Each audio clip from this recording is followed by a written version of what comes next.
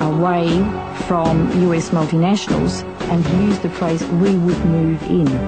The world needs the United States of America. John Kerr was selected as Governor-General by Prime Minister Gough Whitlam, despite warnings from his colleagues about Kerr's allegiance to certain US intelligence organizations.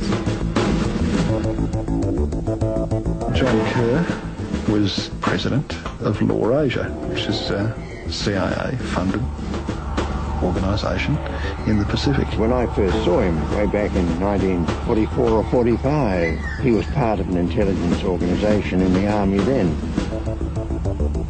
The lease for the renewal of Pine Gap was due on the 9th of December, and large sections of the Labor Party wanted to close it down because they were not happy with having a foreign base of that type in this country.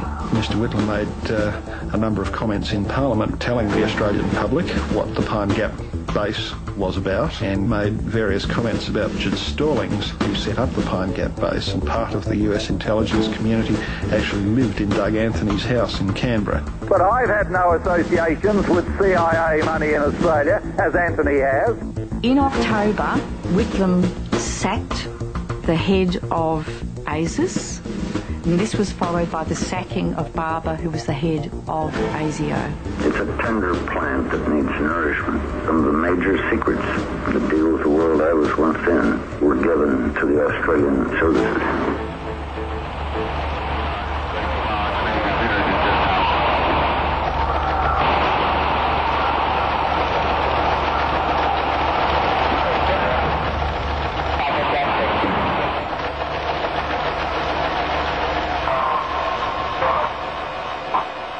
Well, Shackley has got a long history of involvement overthrowing other countries' governments or attempting to do so.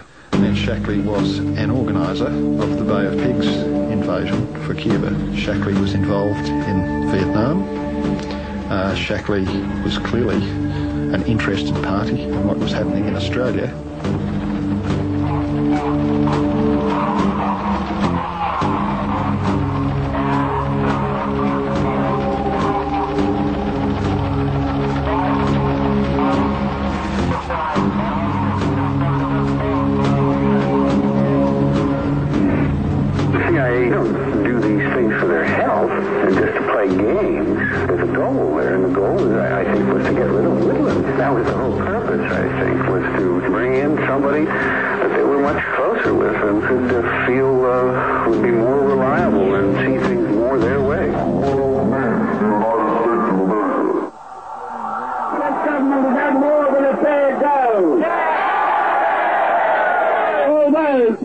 Mr. Whitlam to get the hell out of Canberra.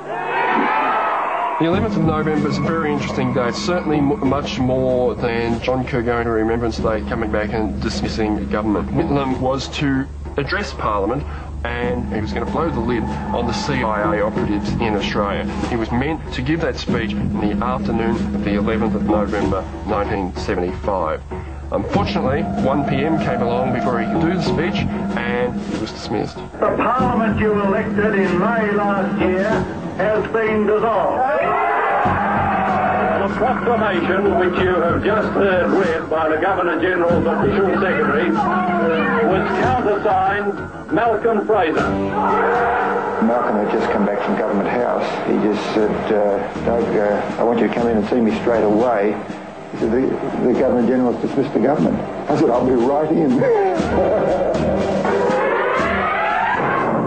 In the most tumultuous day in Australian political history, the Prime Minister has been sacked, the opposition leader has been asked to form a caretaker government, and both houses of Parliament have been dissolved. 1975 was a watershed period in Australian history. I think, to a great extent, we were pretty naive. You know, we knew about interference in other countries, but we hadn't experienced quite the same degree of it firsthand, and I think we're unprepared for it.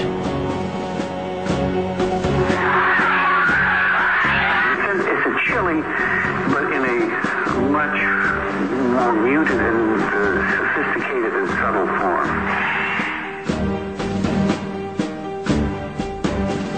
the parallels between the Kennedy assassination and the Whitlam dismissal are staggering, really. They're both populist leaders, well respected and liked by the people of the country. Both threatened the CIA in one way or another. Kennedy threatened to scatter it to the winds after the Bay of Pigs fiasco. Whitlam threatened to close the bases. Whitlam withdrew troops. Kennedy threatened to withdraw troops. That military mindset, Joint Chiefs of Staff and the CIA, and in doing so, they had to hit back. So Kennedy was shot in Dallas. You don't need an assassination down here in Australia. You just need to have the Governor-General in your pocket, and same outcome. The end of the government. Did the CIA orchestrate the downfall of an Allied government? What is certain is that the CIA is still present in Australia and still very active.